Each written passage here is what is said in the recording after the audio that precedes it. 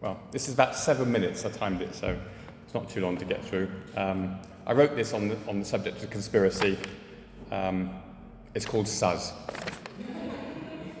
They sat politely in the pews of St Swithin's Church, Worcester, drinks in hand. Zoomans listened on mute to conspiracy stories and poems. It was Tuesday, the 27th of June, 2023.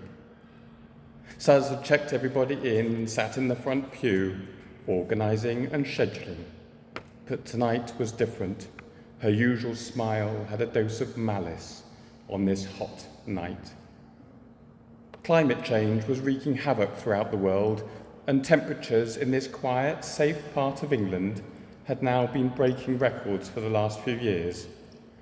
This year was also unusual, with hot days followed by thunderstorms. Hot days, more thunderstorms, sleepless nights, thunderstorms, muggy days, climate change. What complete morons humans were. They believed the propaganda. They believed it was their fault. They bought ozone layer depletion and even stopped making very useful aerosols. So our rhetoric had to change. Now they seem to be buying that somehow carbon dioxide, an invisible gas naturally occurring, was somehow allowing sun rays to enter the atmosphere, but in some jump of stupidity, they believed that these same carbon dioxide particles were stopping the heat escaping. We had to silence a number of scientists, but the crazy-looking scientists we've allowed to continue. Fucking idiots. Who are we? We are the reason the Earth is warming. We are the reason the ice caps are melting. We are coming. Suz felt the warmth grow inside her. Tonight was the night. A week after the solstice, a week after we were awakened.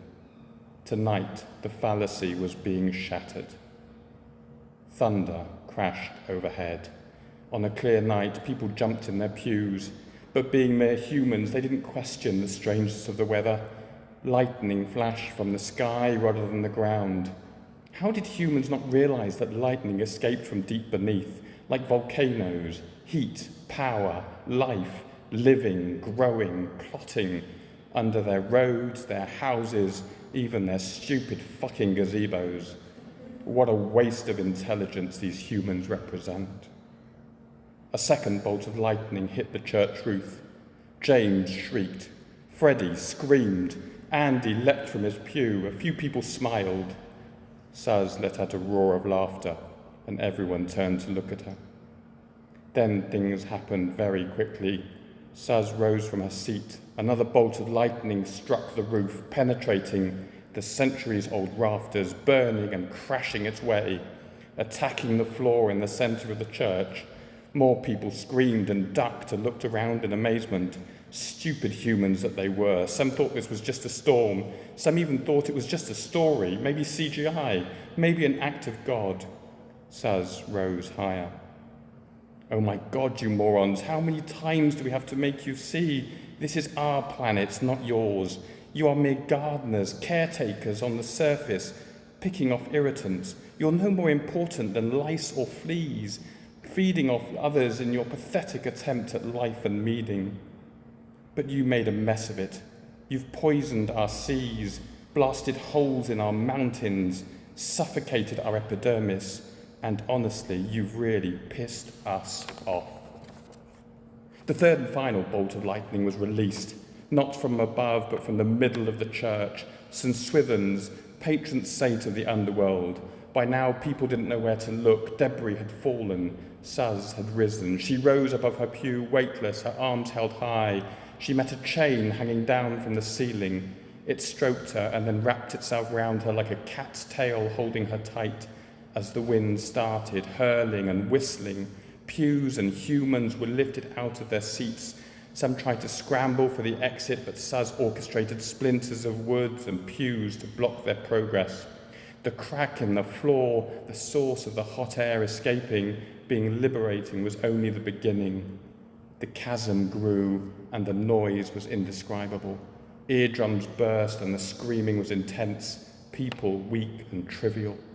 They looked at each other more horrified by what they saw, blood coming out of ears and eye sockets, bodies no longer able to contain their life-giving fluid, even as their blood was trying to flee. Confusion, mayhem, selfish humans trampled each other in an attempt to escape. More lightning was on its way, but it came up out of the floor, slowly, cautiously. It surveyed. More lightning threads came out. They turned and looked towards their leader. Saz bowed and let out a shrill, glass-breaking, cataclysmic shriek that she had been holding in for centuries. She started to glow.